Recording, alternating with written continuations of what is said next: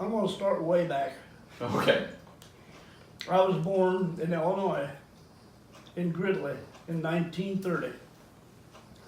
And due to health problems, Dad and Mom decided to move me to come to Indiana. And well, that's where Grandma was from anyway. And because they didn't have, at that time, they didn't think they had the doctors that knew what my condition was. So they decided to move to Bluffton, Indiana, and that's where great-grandma was from, Bluffton. So, and then of course, you know, years went by, and I kept getting older and older, and in my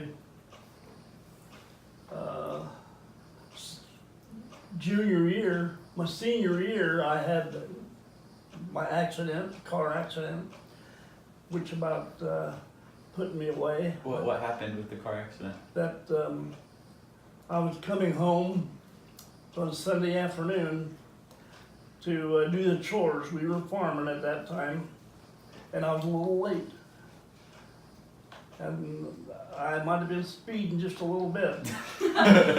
But I had an old car, of course, and in them days the glass and the vehicles were not shatterproof. If they broke, just glass flew, and I got into loose stone, and I rolled the car over, and a piece of glass got me in the neck. Oh. And which I was about, I'm not sure, 300-400 yards from a house. So I started running toward the house, and blood got me in the jugular vein, or the glass did. So I was, of course, running up to this house, and the faster I run, the faster the blood squirted out because my heart was pumping, and made it, come through it. Well, you fell in the house.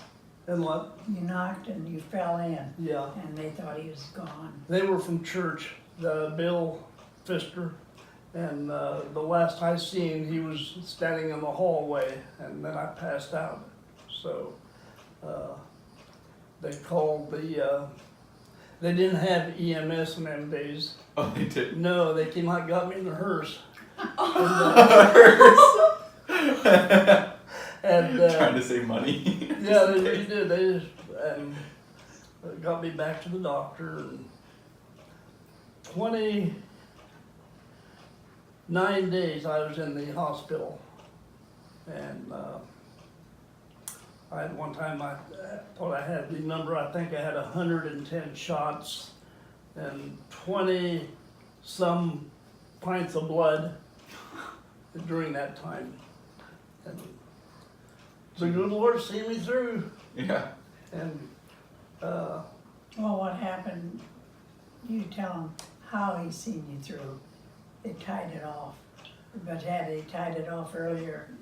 well, it's either that jugular vein, that's your main artery, you know, that feeds your blood around your brain, and well, that was cut in two.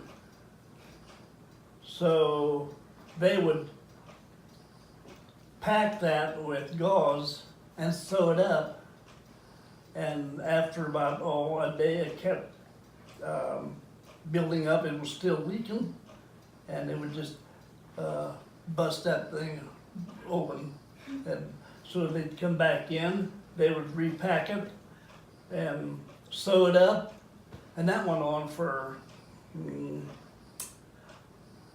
couple weeks. And they didn't know what to do. See, my doctor was at the clinic hospital. When they took me to town, they didn't know where to take me, so they took me down to at that time it was the Wells County Hospital. And those doctors they didn't know what to do. And they would not, I know Dad wanted them to get with the clinic doctors, and they wouldn't do it. Why? they didn't have anything to do with each other. Oh, really? And so I suffered through that. It's amazing that you're not dead. And so anyway, they consented, the Wells County, to get a specialist from Mayo's. Oh, okay. And they came, Dr. McCackren. That was a doctor. And he checked me out and he said, well, there's only one thing to do, and that is to tie those veins off.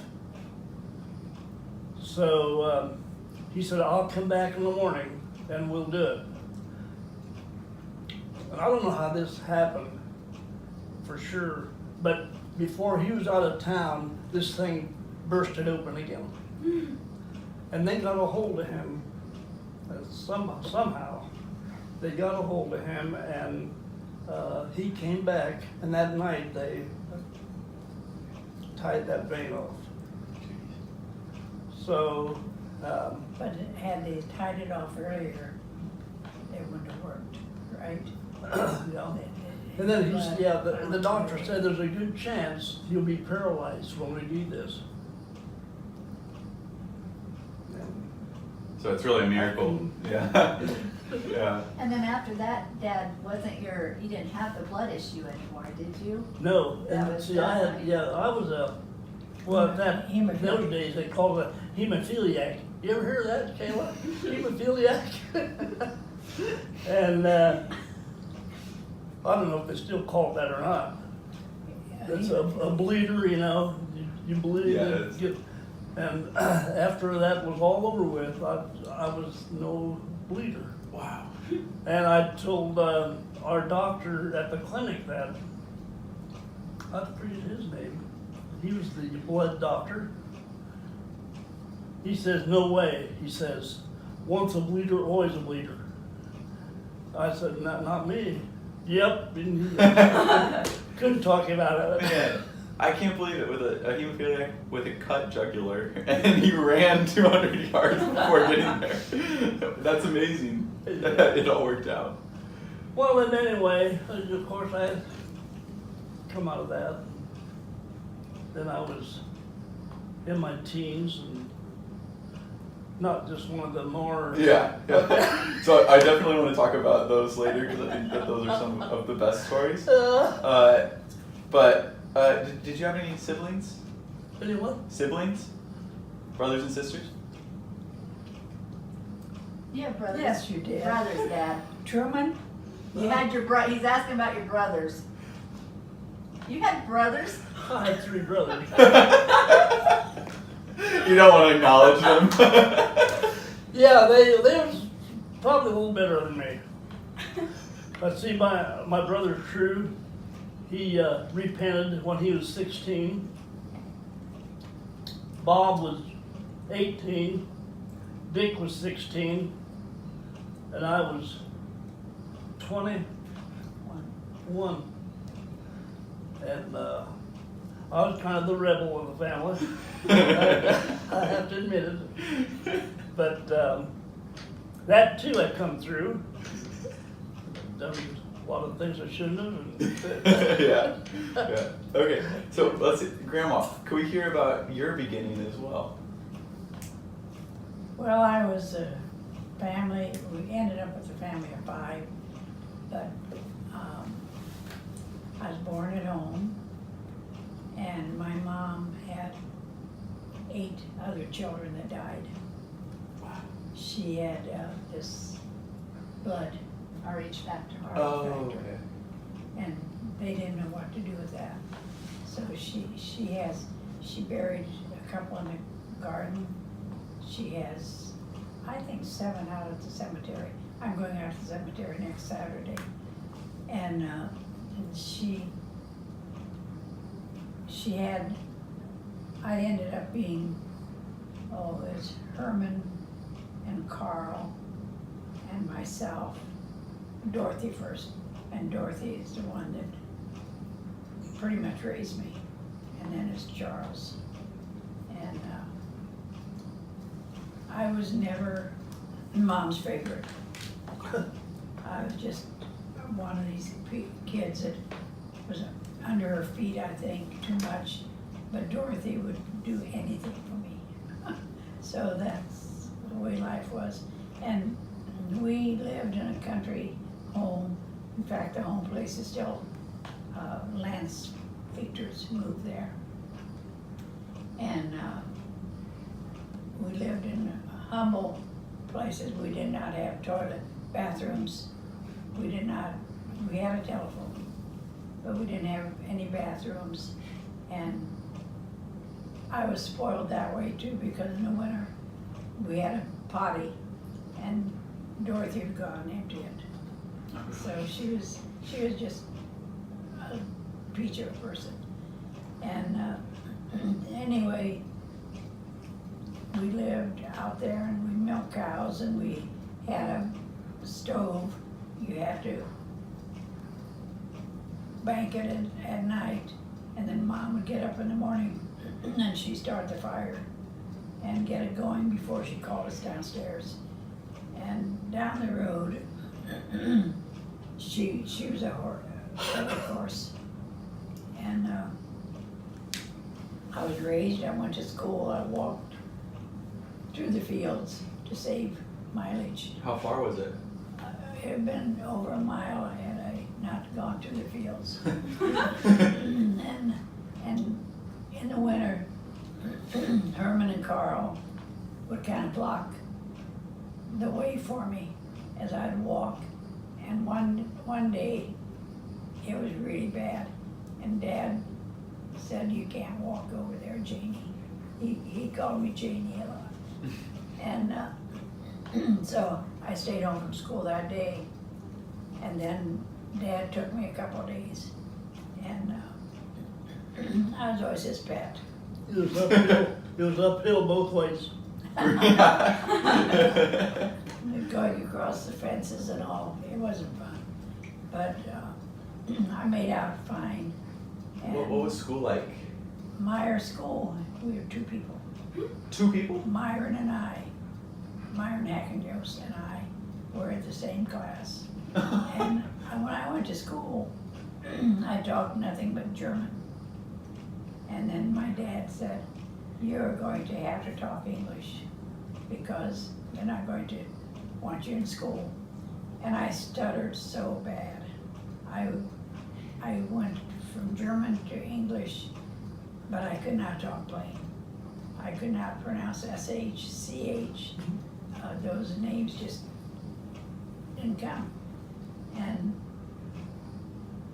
I went to school and the kids would make fun of me because I wasn't able to talk like them. But down the road, the teachers helped me.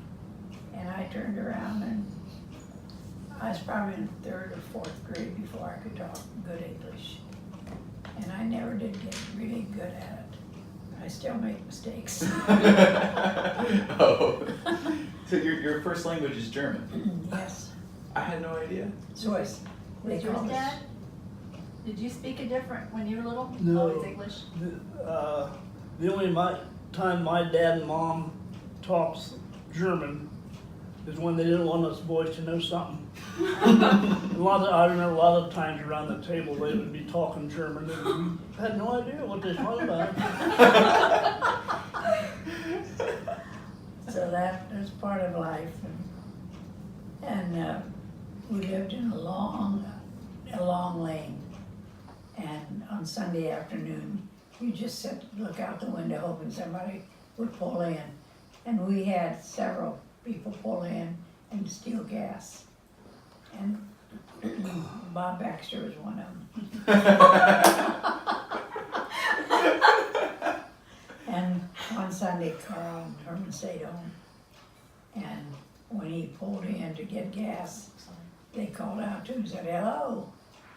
And man, did he pull out of there fast. So, back then, the kids were mean. They were just desperate for gas and money. And so then I grew up and graduated from, went to Adams to Kirkland High School. And when I was a sophomore, they were closing that high school, and Carl graduated from there. But I had to go to Byrne French, and I was not, they were a cleaning group, and I didn't really fit in very well. And I got along pretty good, and I ended up going around with Phil Carr and Bill Stuckey and Gloria Timmons. There was a pretty wild group. But I myself just never fit in that way. I would go with them, but I never joined in and do anything nasty. I was actually pretty good. What were some of the nasty things they did?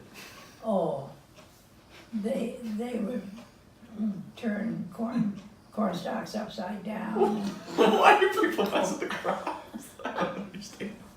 and they would drive like they were crazy. In fact, Bill Stuckey died. He was one of the kids. Jerry Zirkle died. They were just crazy, Really? and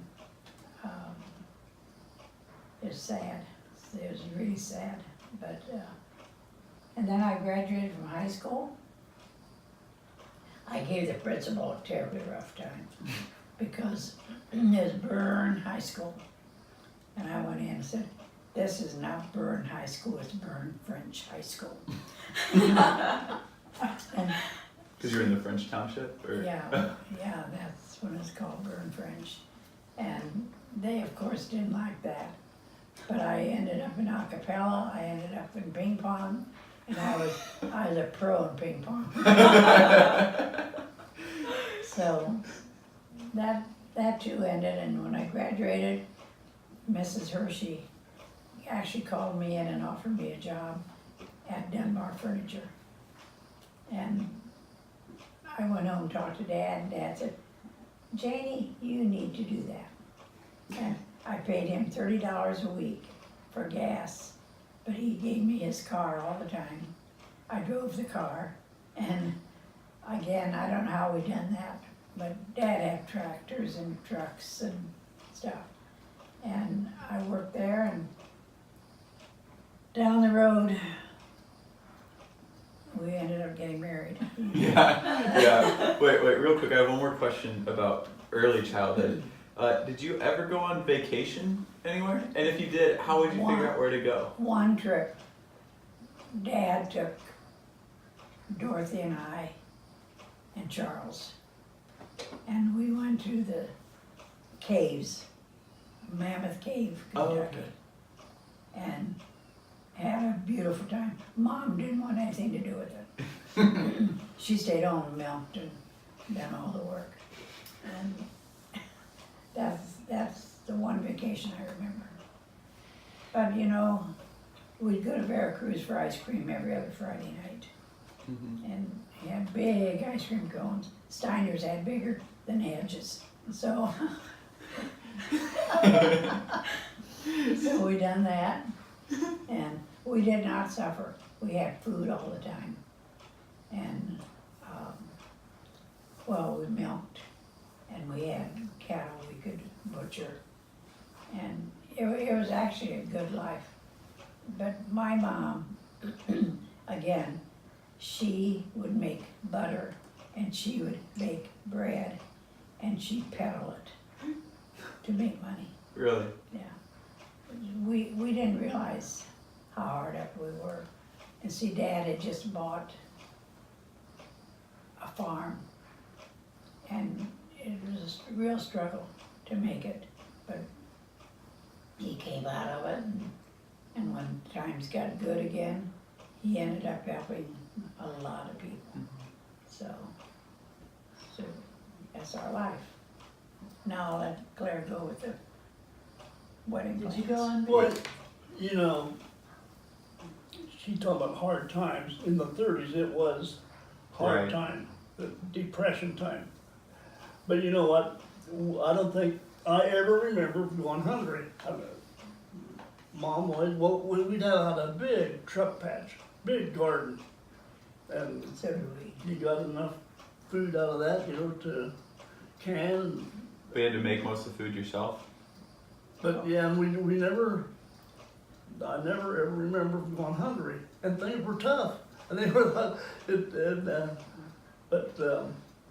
well, we farmed too at that time, and milked cows. We had our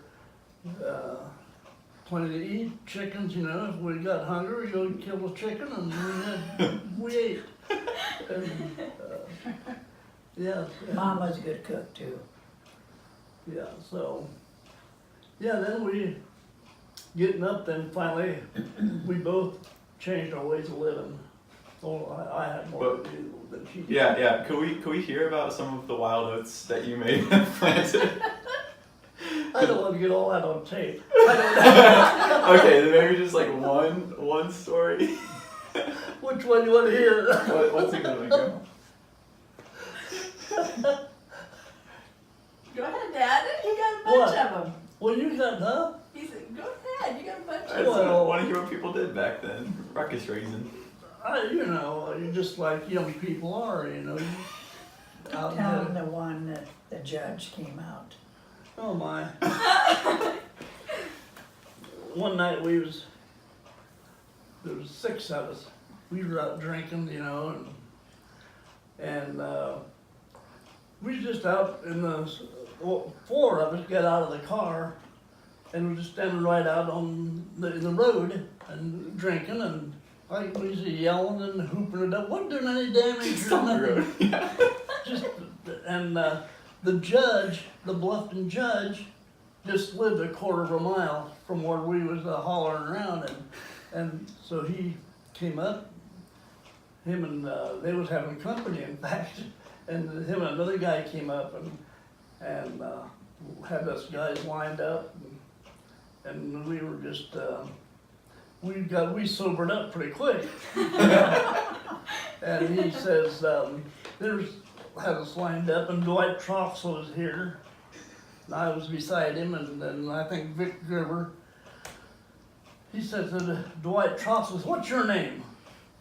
He says, "Dwight G-Rod." Oh, okay, and he come to me, and he says, "What's your name?" I says, "Claire Penrod." You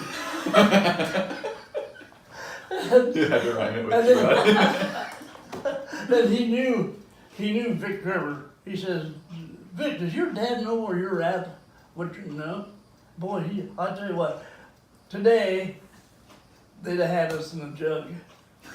But he was a good old kind-hearted judge, and he said, "Hey boys," he says, "you better get home." He says, "Man, we got in the car, but that's what we done. We went home." Did they come and talk to your dad about that? No, that was something else. We was picking corn, and it was all back then too. It was ear corn. They didn't do any shelling. It was ear. So Dad, he would pick, and then I'd take the wagon home and unload it, and we'd go back and forth. And I was in the barn shoveling the corn off. Mom come out and says, "Where's you at last night?" Well, I never ever told him anything of where I was going. "Oh, I know, so we just drove around." Well, she says, "The Adams County Sheriff's been out here looking for you." I thought, oh boy, that was. And but that was a minor thing. What was it? I mean, the night before, 4 of us was out. You know, these corn shocks they just put up, you know, Yeah. and we just out in the field knocking them over. we just run to push them over. And that guy, that farmer, got my license plate number and called the sheriff and said, "Hey, I want those boys to come over and apologize, or I'm going to press charges." Well, what was he going to charge us for? You know, we didn't do any damage really. So we got in the car and we went over and apologized to him. What? Yeah, oh well. And, you know, that's the way kids were back in them days. Just You because know, they didn't have. we didn't have these phones you can peck around on and spend a night looking at your, what do you call it? Social media. And, Everybody. yeah, so we had to go out and do something. And they're a But- bunch that did a lot. We never did, the group I went around with, we never did any real damage. I mean, you know, we didn't go out and tear stuff up and What it about was just the- good, clean fun. Didn't you drive through some corn at some point? I don't want that on there. Okay, we don't know. Yeah, doesn't have to. Did I tell you that before? You did. I think so. Yeah. Yeah. Alright. So, how did you ever convince a woman like Grandma to marry you? She didn't know about those things. Oh, really?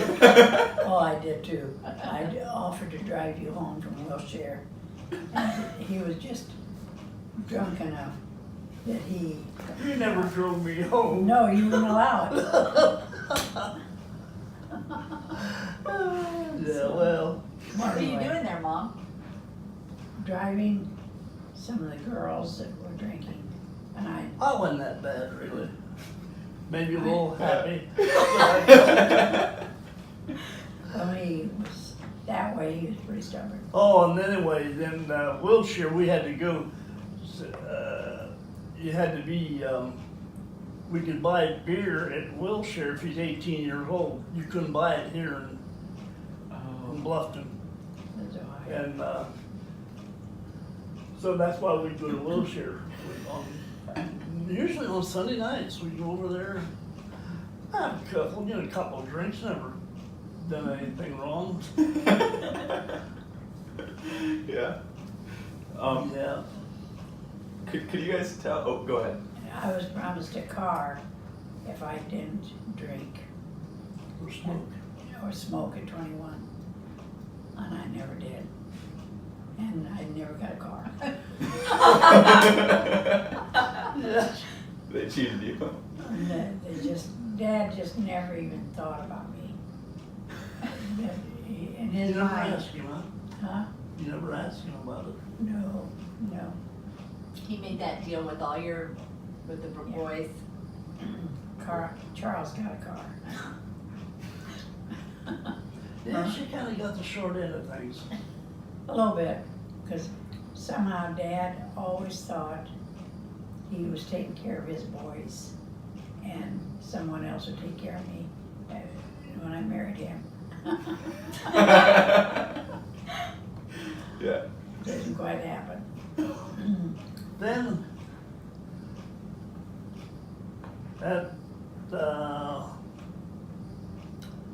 well, I always kind of liked her for some reason, and she didn't like me, so I said, I've got to impress her some way. Well, I don't think I ever really did that. We, like I say, we both repented and got in church, and then I was, 22. I think so. I 22? got married at Yeah, 20. you was 19 when I asked for you. Okay. So I seen those other guys got their eyes on her, and I thought, no, I gotta make a move. I gotta. She either gonna take me or she not. Right, So right. I went through the elder, and he asked for her, or he talked to her that I wanted to marry her, and I he waited for an answer. I waited.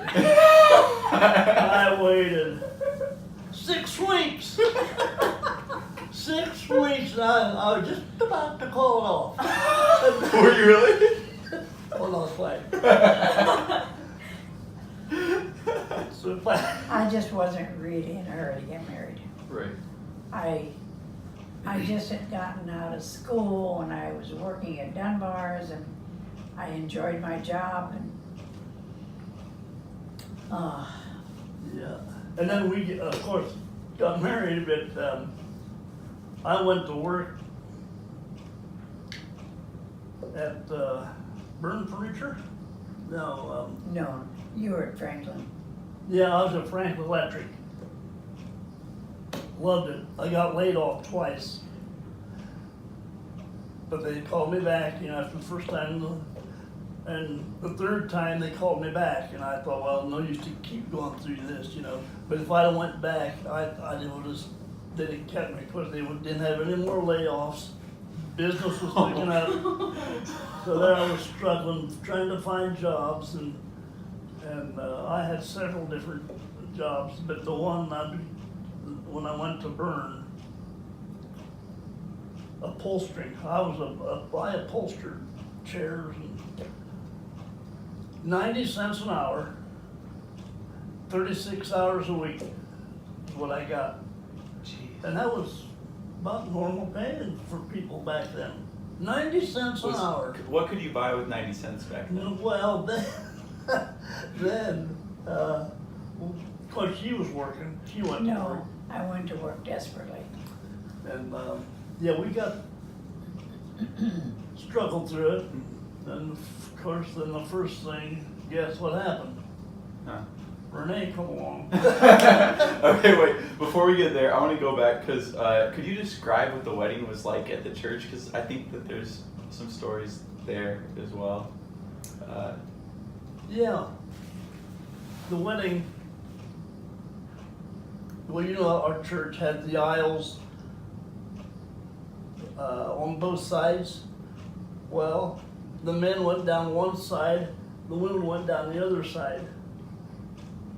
The ladies, like now, they go down the center aisle, you know, Right. but we had to go down both aisles, and then the front bench come in and sit down. Mm. And, yeah, that changed a little bit too now. And Sam thought you had a tuxedo. Oh, yeah. Somebody before the wedding told our elder Sam that he heard that I was gonna wear a tuxedo. Now, you know, that was the most stupid thing. In the first place, you've never been able to afford to wear a tuxedo. So I had to go and talk to Sam about a week before the wedding, and he didn't make anything of it. He said, I didn't think that would happen, you know. But, and then reception was at her dad and mom's house, at the house. People kind of strangling around. And then the gifts, when they would give money, they would pin it on curtains. They would take that money and pin it on a curtain. Oh, really? Yeah, wasn't that dumb? Yeah, they could have stole it. You probably missed out on some money. Yeah. Yeah. And Dad had a wreck. Charles, we run out of ice cream. And he went to Fryback's to buy more ice cream. And he was driving probably a little fast, but my Dad and Mom and Aunt Matilda and Aunt Esther, they're from Gridley. Dad wasn't paying attention. And we went to Jory Hills, and Charles had to take the ditch to miss him, but he didn't miss him. And Matilda had a broken shoulder, and Wow. I don't know what else happened. On your wedding night? On our wedding day. Oh, really? And that shook us up quite a bit. Then we went to the Dutch Mill for supper, right? And they were limited to how many people they could invite. And my folks got the short end of the stick on that one, because John and Ella had so many Gridley friends and so on that they wanted. And that went okay, but then we had to go back to his folks for a singing. Then when we went to leave, they had my car jacked up. The back, you know, got in there, put in gear, didn't move. And then now what the world? And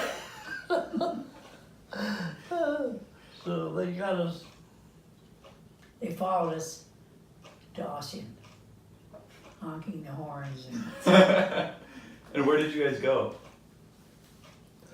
honeymoon, Uh-huh. Niagara Falls. Really? Yeah. Oh, cool. So how did you find your way without You know the what? GPS? I often wonder. I'm not kidding you. I think about that sometimes. I have no idea.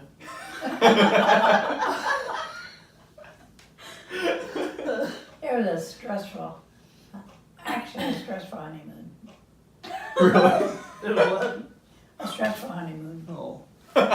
We didn't know each other that well. And you know, he even had to go around. We were not to see each other and never alone. So he had to come around to our house, take back roads to get there. So They that's, didn't trust people back in them days, I guess. well, I think Dick and Lil and that group ruined it for us. Mm. They were just really, they'd go everywhere together and They would, yeah, like if you'd go and visit other churches, the women would drive a car and the men would drive a car. Mm. Well, my brothers, when they would start out, but when they'd get to Murray, they would stop and mix up the girls. They, It's rebels. yeah. But, yeah, you know, things, so when we were in the young group, I drove most of the time and you never ever rode with each other. Really? So how much did you know about Grandpa before you guys got married?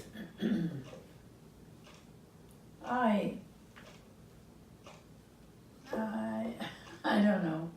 I knew him and I knew he had some feelings and he'd ask me for a date. And instead of taking advantage of him, I'd say no.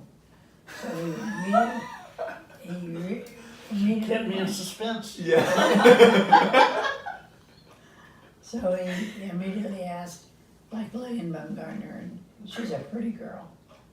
And of course, they would take advantage of it all the time. They wanted to go somewhere, so they went. And I was never one to try and take advantage of it. So,